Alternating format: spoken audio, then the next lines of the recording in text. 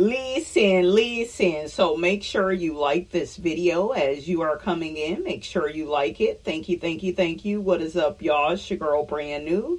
And honey, I am back in the building. Listen, this time, honey, I am back to talk about Mr. Carlos King. Carlos made a declaration on his YouTube channel. When he did his live with Claudia and Dustin, he says that, you know, he feels like Martell is just calling Arionne his fiance. That's what the people do these days. They make those declarations. They call people their wife. They call people their fiance. All the while, it doesn't mean that they are engaged. You know, it may mean that they intend to be married in the future, but honey, I don't see it. I will believe it when I see it, because I told y'all, anytime in life you don't want to do something, what are you going to do? You're going to hesitate, you're going to procrastinate, and you will be what? Frustrated. Hesitate, procrastinate, frustrate. If a person is doing those three things, they don't want to do something. Guess why? Because they would already did it. Okay? So, all this bullshiggity about how Martell has to do everything right, and no, we're not going to live together before we get married, and he's controlling. Melody would never let him have all that control, but Arionne feels like he is the prize. Okay?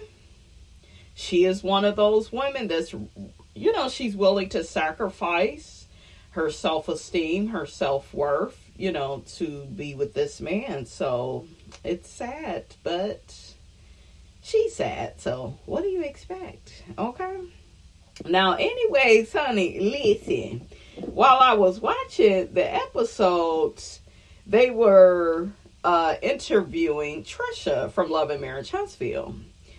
And Trisha says Ken is out here bragging about paying all the bills, but they go 50-50. I said, what? Say what now? Oh, hell no. Look, that earned a Maya Wilkes. Oh, hell to the no. Hell to the no, to the no. What did Sheree say? This nigga out here saying he the one that's doing everything on his dime. And Trisha, you know, ain't doing nothing. But Trisha say he paid a mortgage, but they go 50-50 on pretty much everything else. And as he should be paying the mortgage. You talking all that shit. More shit than a little bit. You know, you niggas do need to be footing the bills. But yeah, you talking Ken like you doing everything. And that's what I'm saying with some of these men. It's like they literally will brag about paying all the bills. Meanwhile, y'all going 50-50. And Trish said, you know, okay, I'll do it for my man. I'll let the story be out there. But yeah, I had to say a little something, because that's not true. He is not paying all the bills. Child, what I didn't like what she said was she was putting it off on the fans, when really, girl, the fans got it from your man. Your man is the one that made that big declaration that he was doing everything. So I don't know, you guys. I want to like Trish. I just don't trust her. I don't trust Ken. I don't trust Marquez.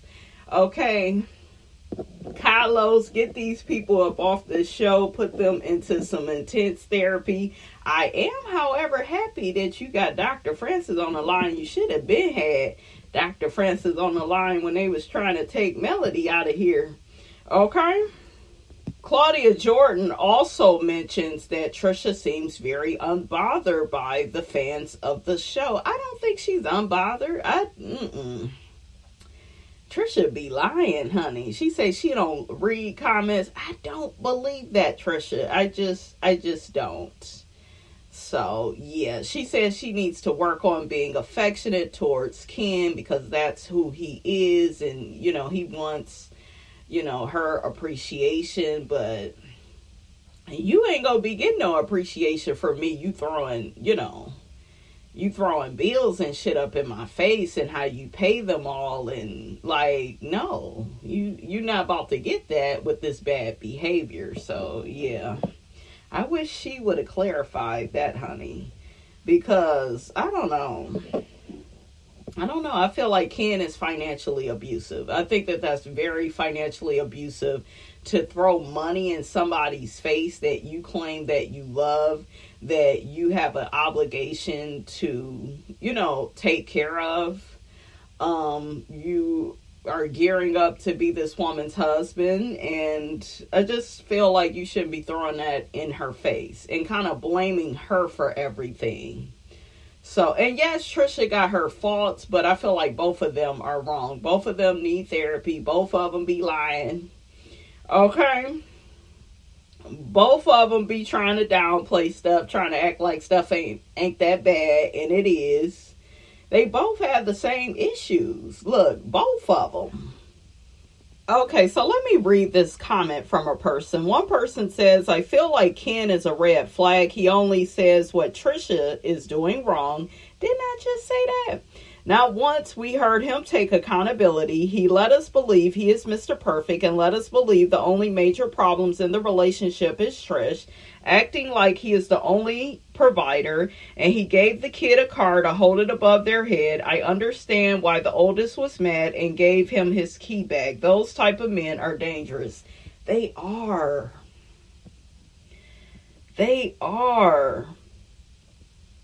Another person says, I agree. I feel like his personality may be too much for Trish at times.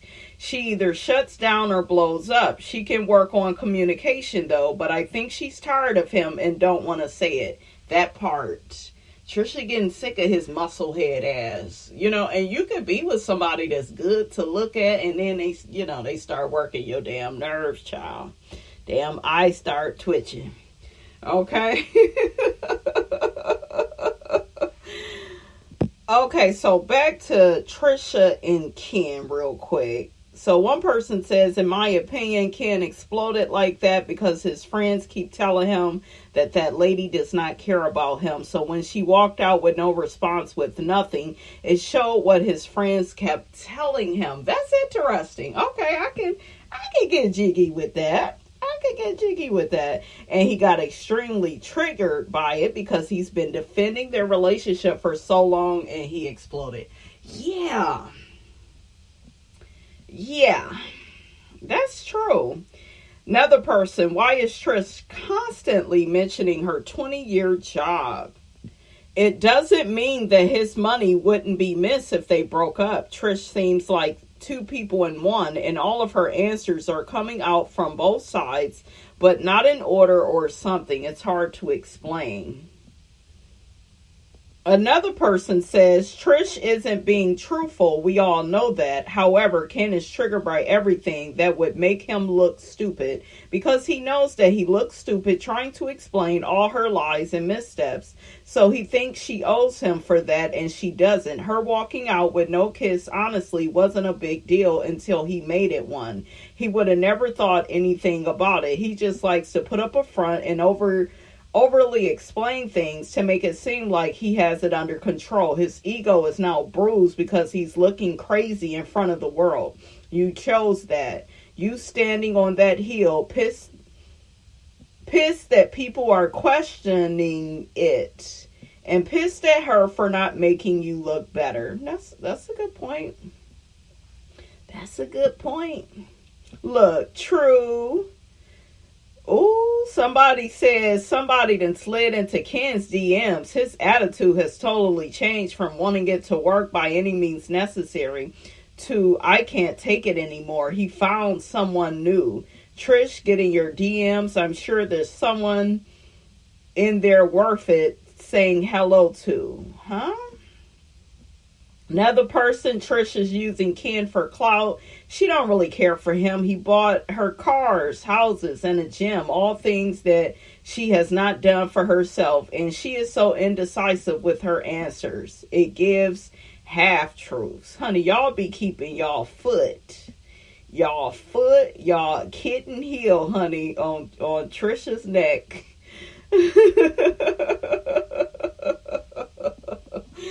Ooh.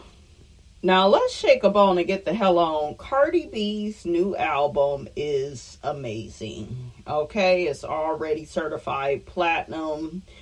I love the album all the way through. You know, homegirl did her shiz naive. Okay, my favorite songs. I love Magnet, What's Going On, Imaginary Players.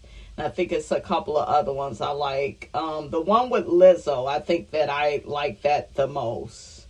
Then she has WAP and Up on there. I love WAP with Meg The Stallion. So, good job, Cardi. You're doing good. You're doing good in the neighborhood.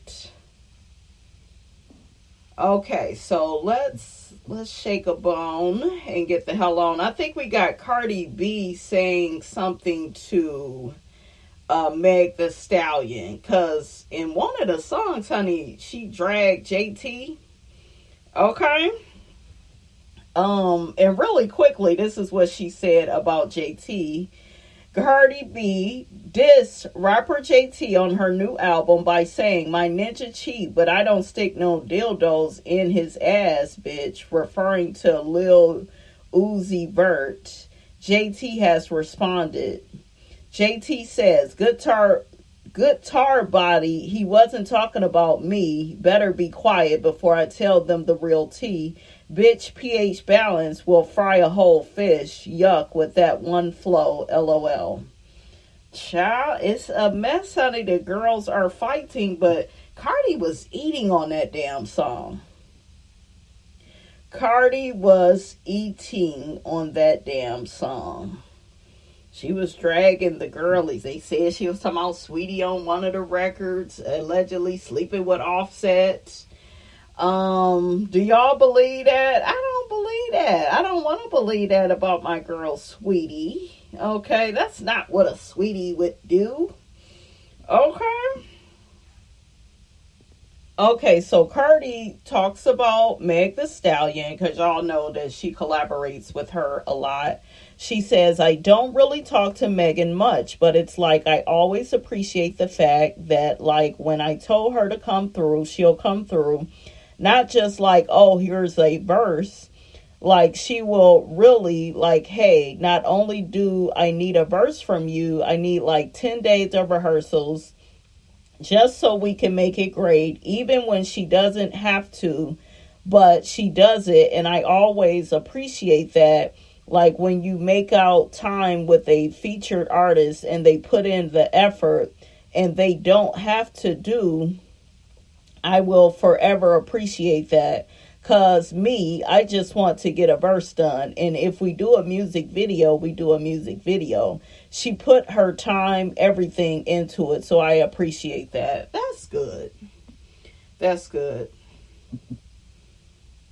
So Cardi B also drags rapper Bia on Pretty and Petty. Like, Cardi was taking shots, honey. Okay. Bia was out here jamming to it and, you know, talking her shiz naive. So, do y'all like Bia? Is Bia really that girl? I don't hear a lot of people talking about her. I know she was on that Sisterhood of Hip Hop show that I really do like. I think Diamond was on there. Somebody else. She was on there, and it was some other people's, honey. I would have to think of their names at another time, but I really do miss that show. So Angela Simmons, she celebrated her birthday, and she twerks to her ex-boyfriend Yo Gotti's music during her 38th B-Day party. She had on all pink. How did I feel about it? I felt like Angela was doing too much. I did. And the people was dragging her, calling her corny, just saying she was stiff as a board. I don't know. I don't think the public is used to Angela, like, dancing on tables and being all overtly sexual. You know, we know she does her little thirst traps. for the Instagram, but it was a whole bunch of dancing and shaking her ass. She was doing all that shit to get Yo Gotti's attention, and it'll probably get his attention, but girl, you should be looking forward, not backward. Okay? She was grinding on some damn man that looked like he was having a good time, but it looked like she had a good time, which is good, but it just was teen too much. And it reminded all of us why Vanessa is our favorite. Vanessa would never. She don't try too hard. She don't do too much. She don't put too much dip on her chip. Okay? Okay, now in other news, honey, we got Cardi B's baby daddy Offset, accused of assault, faces $232K judgment amid Cardi B breakup. Two men are moving to collect $232K from Offset over an alleged 2021 strip club assault. They claim the rapper attacked them at Miami's Booby Trap. Not Booby Trap. On the river, leaving them with serious injuries. Offset never responded to the lawsuit and lost by default. He's now fighting back, saying he was never properly served. A hearing is set for February of 2026. Meanwhile, Cardi B, who filed for divorce in 2024, made it clear in a recent interview, "I don't deal with that. I just wish he was a better person." She's now expecting her fourth child, her first, with NFL star Stefon Diggs. Ooh, child. And in other news, we got Megyn Kelly out here calling Jemele Hill ugly, talking about she needs some lashes. She needs some mascara. I thought that was so nasty and so rude, and you don't look all that good, lady. What the hell wrong with you? Okay? Candace Dillard Basset recently did an interview, and they asked her how did she feel about Monique coming back to Real Housewives of Potomac, and she said, that's good for her. They asked Candace, would she come back, or is it a Candy and Phaedra situation where she would never want to work with her again? And I like what Candace said. She said, nobody will keep me from my check. So if I want to go back, I'll come back whether she's there or not. I said, I know that's right, Candace, girl. Don't be letting nobody scare you off, okay? I think that Candace, though, she's going to stay away from that show because I think that she realizes that they don't see it for her.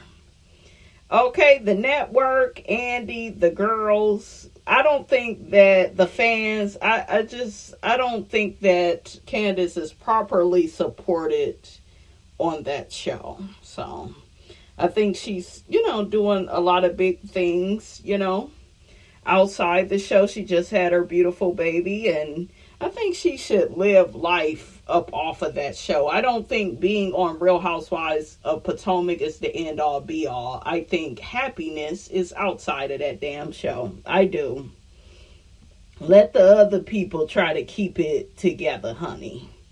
Okay, let the other people's honey hold it down. Now, last but not least, we got Kelly Price. She claps back at an industry exec who doubted her, who said, my big fat ass couldn't outsell his pretty, light-skinned, long-haired artist, Maya. R&B powerhouse Kelly Price is speaking out about a shocking encounter she had early in her music career. So the people out here, honey, are dragging Kelly Price. Some people are for her, some are against her. One person says, Kelly, where is your Grammy? Another person says, Kelly Price would sing circles around Maya. Yeah, but she got a nasty ass attitude, okay? Another person says, now why y'all coming for Maya when she didn't send for y'all? I doubt Cardi said that. Huh?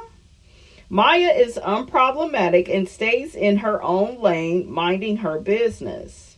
Another person says, I don't care who's outselling who, but when it comes to personality, Maya wins. She is so sweet, down to earth, and unproblematic. She would never downplay another artist. Another person says, the industry pits these artists and puts them in a competition where with each other. There's room for every artist, every genre. If you're a true fan of the art of music itself, why not enjoy the differences each artist brings? Another person says, name him, not Maya. Oh, they're saying the exec that told her that.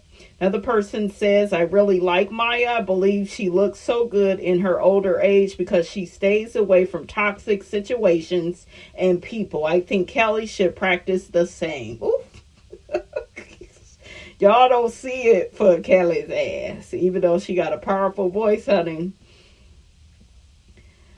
So what y'all think of that? Another person says, I agree with Kelly as far as merit-based talent getting overshadowed by looks or whatnot, but I don't feel like it's fair to throw Maya under the bus. From the executive standpoint, sex sells. So it's only right to assume he would put Maya over Kelly. The interesting thing about merit-based talent, though, is it'll still be around once all the looks and glamour fade away. Kelly just needs to continue to focus on making music because as an artist myself, I'll admit it never stops. Another person, instead of dropping Maya's name, how about calling out the guy who made the comment? She mentioned Maya and Angela Thomas, but not the industry exec. Why? Make it make sense. Oh, and real quick, did y'all see Cardi B on the Breakfast Club, honey, talking about Offset and how he tried to put her out here on one of his songs, saying that she never cooked, and she said it was never a requirement. She says he still won't sign the divorce papers, but he's obsessed with her, and he need to get his other bitches to cook for him. I know that's right, honey. Like, Cardi really does live rent-free in his head, and he cares about Cardi now that she has moved on, now that she is with child by another man. You know, now he want to give her all this energy and attention, but before that, it was, I need to embarrass you, I need to have you in this burning house in lowest terms, I need to have you questioning and doubting yourself.